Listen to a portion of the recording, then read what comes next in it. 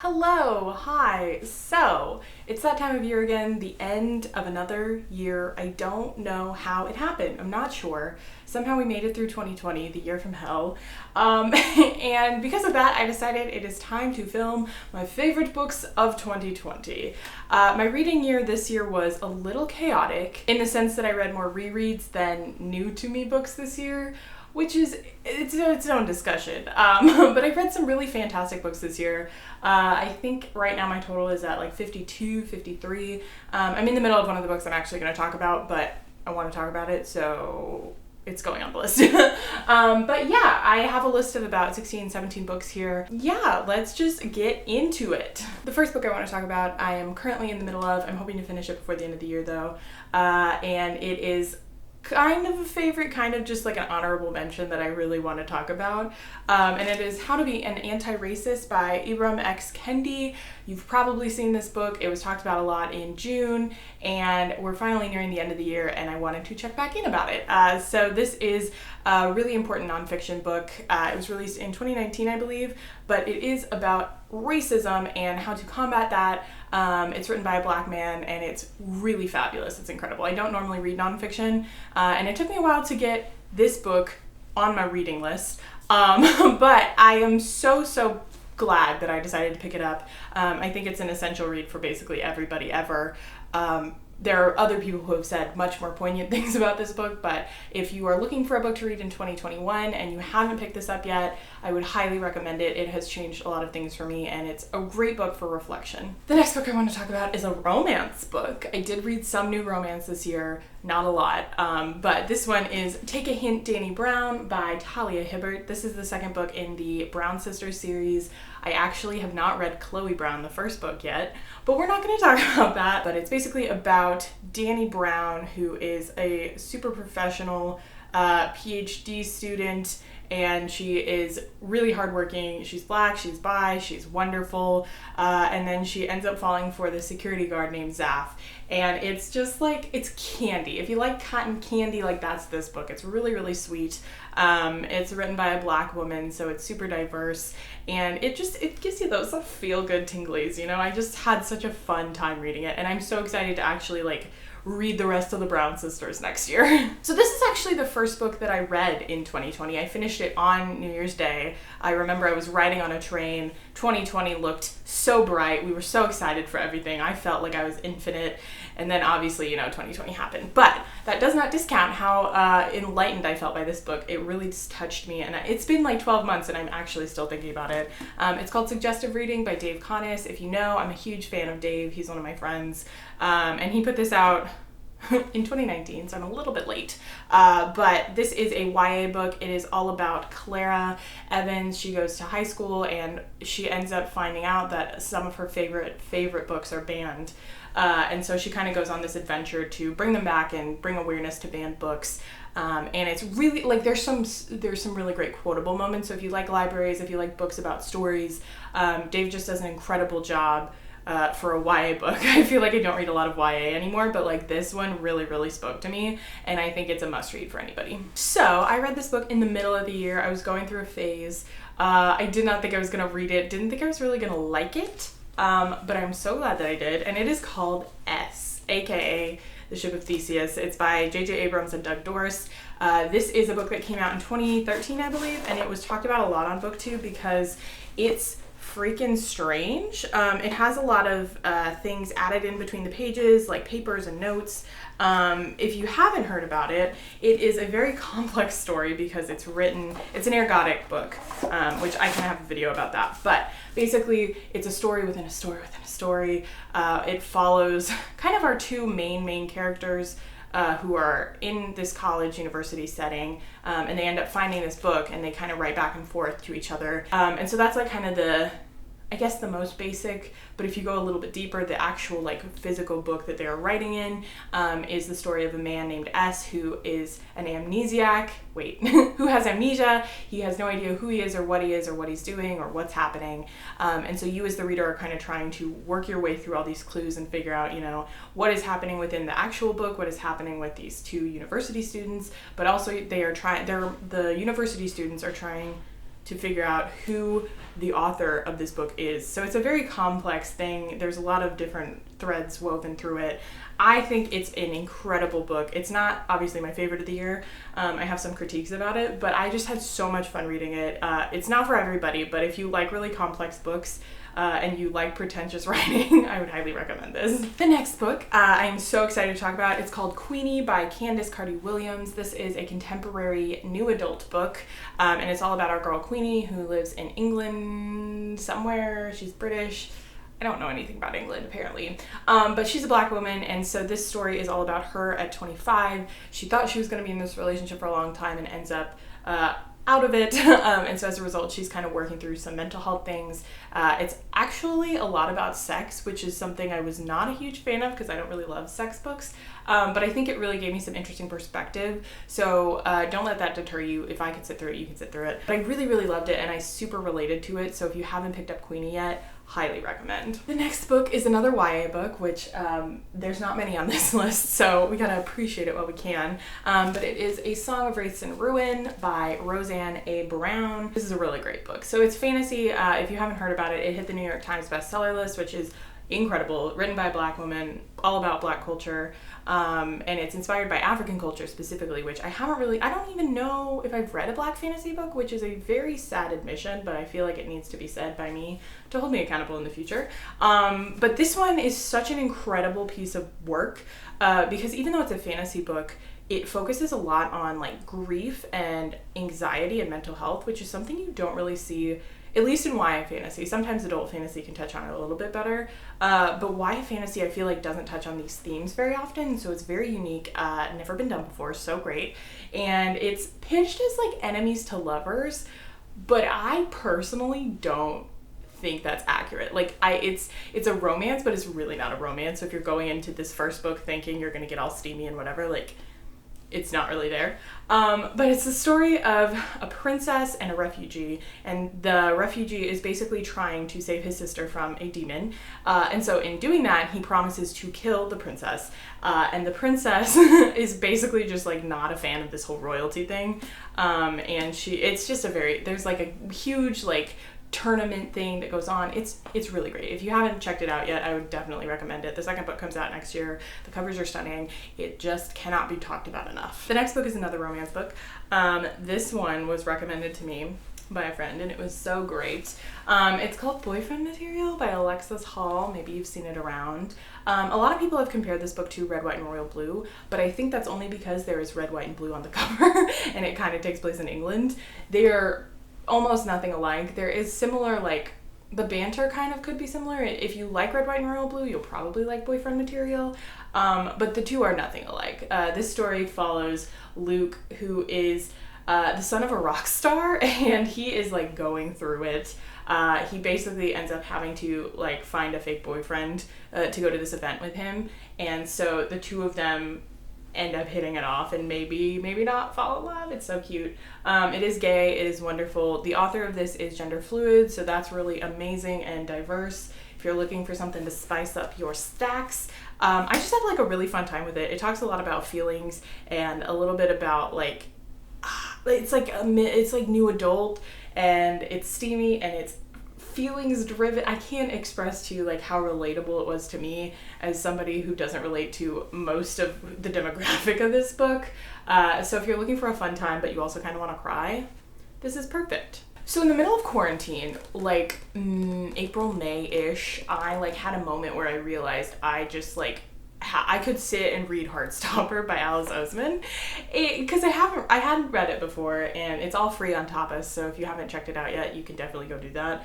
But I like was sitting there in quarantine like I should read this graphic novel series because I've been hearing so much about it, and I obviously love Alice Oseman, so I was like, this is it, I'm gonna do it, I'm gonna sit down, and I devoured it in like one sitting. Not just this is volume 1. There's online there was about 5 volumes when I was reading it, so I really just like breezed through it. I did it all in one sitting. It changed my life. It's like one of my favorite things ever. It's kind of same vibe, like if you like Red, White, and Royal Blue, I hate saying that, but like truly if you like it, or if you like another book that I'm going to talk about later, It's so beautiful. It talks a lot about mental health. It's about this boy named Charlie who ends up falling in love with one of his classmates, and the two of them kind of have feelings for each other. Do they like each other? Do they not? And it just like works through their relationship. This series is also kind of a prequel to Solitaire by Alice Oseman. So if you've read Solitaire or you were interested in getting into her books, this would be like a great precursor for Solitaire. It introduces some of the characters that show up in that series book. It's not a series, and it's just like so cute, so beautiful. It's gay, it's diverse, like it'll make you laugh and cry. Like I cannot recommend it enough. So if you're trying to get into graphic novels or you just want something fun and you want to just like escape for a while, I would highly recommend Heartstopper. It made my year so much better. So before I read S, I had a moment where I was like, you know what? I'm not doing anything. It's the middle of May. I'm kind of depressed. I need something to just like take my mind off of 2020. And I have been meaning to read this book for a very long time. And I ended up getting this book, like physically buying it in January because I thought I was going to read it right away. And anyways, that book is called The House of Leaves by Mark Z. Danielewski. And I have a reading vlog of this if you really want to see. It's a whole thing. I was about to say I could make a whole video about this book, but I did make a whole video about this book. Anyway, House of Leaves is a very complex book. It's not for everybody. It has a reputation. It was written in 2000, and it is basically one of the most complicated books I've ever read. It's supposed to be the scariest book ever. A lot of people don't like keeping it in their house because they say it has demonic energy. Personally, I could talk about why I think that's not a thing, but I am obsessed with this book. I still think about it all the time. It's incredible. It's kind of pretentious. It's written in the format of like an academic paper, but it's about this fake documentary about a man whose family moves into this house, and in the house it is bigger on the inside by like 1/4 of an inch. So it's not like Doctor Who, but it's similar vibes of like, oh, it's bigger on the inside. That doesn't make sense. Except it's creepy and scary.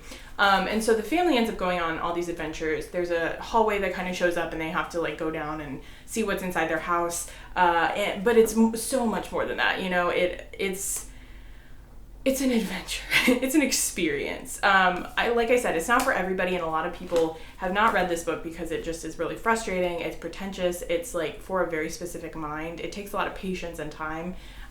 Personally, I did not think it was that difficult to read after I got into it for a little while. I didn't think it was that scary. It was very, very intense because I listened to horror music while I was reading it, but like it's life-changing. I thought it was so good. It speaks a lot about the things that I've been interested in recently, like grief and like love and just like so many things you wouldn't expect from a horror book. If you like Haunting of Hill House or Imaginary Friend or even like Stranger Things, I think this could get you. It's really, really incredible, and I would highly recommend it. So the thing that led me to Heartstopper, or maybe it was the other way around, when I was reading Heartstopper, I had a similar situation where I was like, oh my god, now is my chance to read graphic novels. And this graphic novel was recommended to me by a friend. I've seen it around everywhere, and I just never picked it up because I didn't think I liked it, but I was so wrong. Check, please.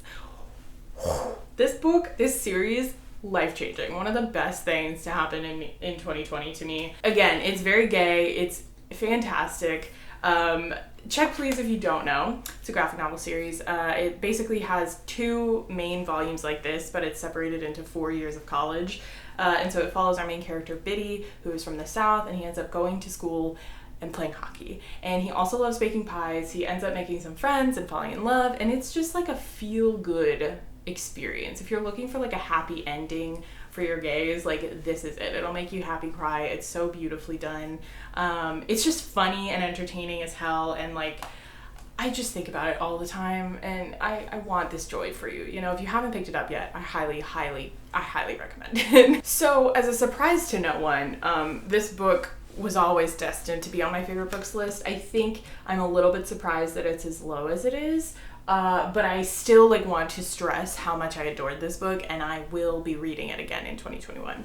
And that book is House of Earth and Blood by Sarah J. Maas. If you know me, most of the time there's a Sarah J. Maas book on my favorite books list. I love her. I don't care if you hate her. She's great. This is her new series. It's new adult The main character is 25, take that as you will. It's fantasy, but it is interesting because it has kind of like a modern twist on it. There's modern technology, it's set in this city, and it is just truly a combination of like the best things that Sarah has done. It is a romance, it's funny, it's kind of like a mystery thriller, but it's also like so epic. There's like this really intense ending that I just cannot explain to you how much I adore it. There's emotions, it touches on really heavy topics like mental health and grief, friendship. It has everything you could want from a Sarah J. Maas book. If you haven't picked up Sarah J. Maas before and you're looking for something but you don't really want to get into her YA stuff and you think that ACOMAF is a little too steamy for you, I would highly recommend picking this up. It does take a little bit to get into. For me, the beginning was a little bit confusing, but I still think about it. I love the characters. I love the world. Sarah is just such an incredible writer because she plays with emotions and feelings in such a beautiful way. And honestly, for somebody that is a little bit overrated, I do think she's underrated because so many people hate on her. So we are into my top 5. These are the best books of the year for me. I think about them pretty much every day of my life. They are incredible, changed my life, cannot express how much I love them. Number 5 on my list is Beach Read by Emily Henry. Objectively, all of these could be my number 1 depending on the day, so take that as you will, but I read this in one sitting. I've read it twice this year, but the first time I read it, I stayed up until like 4 in the morning to finish it, crying in my closet. It just changed so many things for me. It's a rom-com, but it is so much more than a rom-com because it deals with grief and family and just so many juicy good things that you don't see enough of in new adult. I don't know, she's like late 20s. I don't know how many times I can say this, but if you like Red, White, and Royal Blue, you might consider picking this up. They're not similar at all. This is very much not gay. Well, the main couple is not gay. There is a gay couple in here that is wonderful though. It's not like gay like Red, White, and Royal Blue. It's not even in the same stratosphere as that. But like, if you like that witty banter, like this book definitely has it. It's laugh out loud funny. It's so quotable. Like I said, I cried at the end. I cannot express to you how much I adore this book. You have to read it if you haven't. Even though it's straight and a romance book, like, it's worth it. If you don't know, Beach Read is about these 2 writers, our main character January and then her college rival Gus, and January ends up going to this beach house because she has writer's block. She really needs to write the next book for her publisher, and when she's there she ends up finding out that she lives next door to her college rival Gus, and so he is also actually going through some writer's block, and the 2 kind of decide to switch genres. So she is going to write more literary fiction and he is going to write some fun women's fiction, romance, something like that. And so the 2 of them kind of end up going back and forth and teaching each other how to write their craft, and it's just like, it's so good. It's one of the best books of the year. So this book is an arc. It doesn't come out until February 2021, so if you're watching this, get hyped. I have a mini review up of it if you want to know exactly why I really loved it. But it is Honey Girl by Morgan Rogers. Now this book changed so much for me. I absolutely love it, and usually this is number 3. Today I'm putting it at number 4, but like, I cannot express to you how much I enjoyed this book. It's all about our girl Grace Porter. She just got her PhD in astronomy and she is 28, I think. She's getting ready to like go out into the world, do her thing, but she ends up going to Vegas to celebrate and finds out that she married somebody that she doesn't know, and it's wonderful. It's a lot about mental health. It's kind of similar to Queenie and Red, White, and Royal Blue. So if you like those 2 books, definitely pick this up. It's not as steamy as I think a lot of people wanted, but I really loved it because it wasn't that steamy. The romance is top notch. The banter is incredible. There's some really quotable prose that I just absolutely adored. I think this is such a talented, incredible debut, and I will definitely be picking up more whenever Morgan releases anything else, but I would highly recommend this book. So number 3 on my list, I don't own the arc of. Some days it's 4, some days it's 3. These 2 are kind of similar to me, so I don't really know which to rank where. This one, I was lucky enough to get an arc of One Last Stop by Casey McQuiston. This was such an experience. I read it mostly on election day, actually, so I was working the polls, and in between my job, I was sitting there reading about the gays, and it was incredible. If you don't know, One Last Stop is kind of loosely a retelling of Kate and Leopold, if you've seen that movie. I still like Red, White, and Royal Blue more, but One Last Stop is just just, it's so good. It's about this girl named August who just recently moved to New York City, and she ends up moving in with this group of strangers that becomes more than family. They become so close and they're so wonderful together, and she ends up meeting this girl on the subway, and the girl is trapped in the subway from a different time. Not a spoiler, I feel like that was pitched with most of it. But it's so good. It's kind of like a little thriller mystery vibes. There's romance, there's some drag queens, breakfast food. Like, it has all of the things that you love about Casey McQuiston, but it's female, and it's just incredible. I cannot recommend it enough. I was laughing so hard. I almost cried. The best. Love them. So my number 2 book of the year, which, like I said, is kind of tied for number 1. I don't know where to rank these. They all kind of touch me in the same way.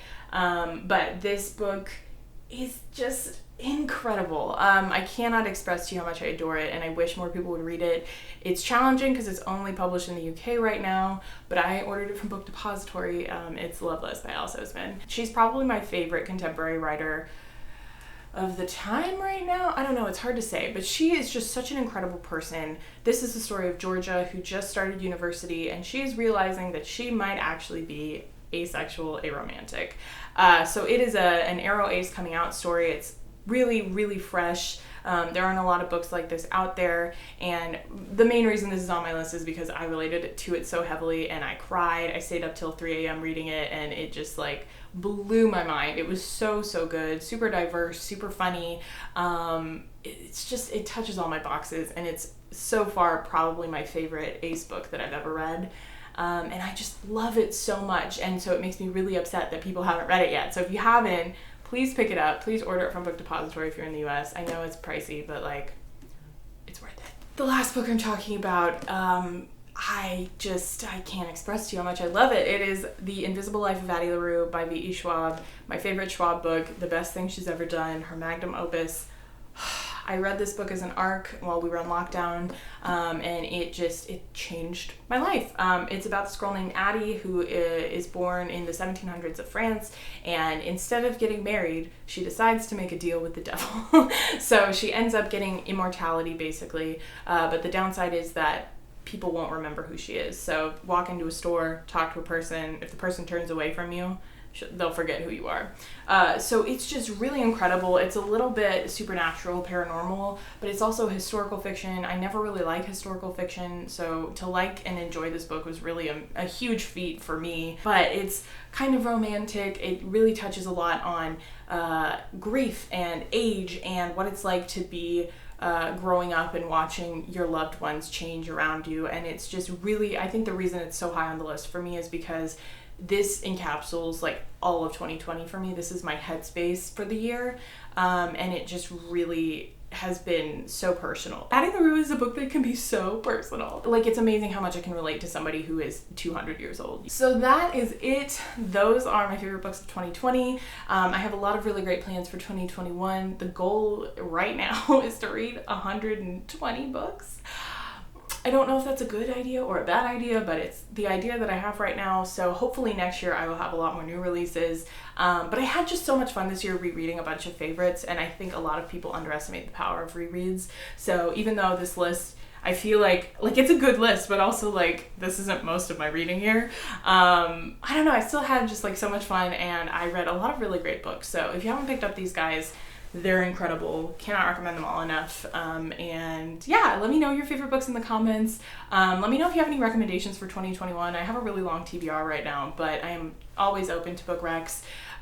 Yeah, so thanks for watching. And I will talk to you guys in the new year. We made it. We survived 2020. Yes.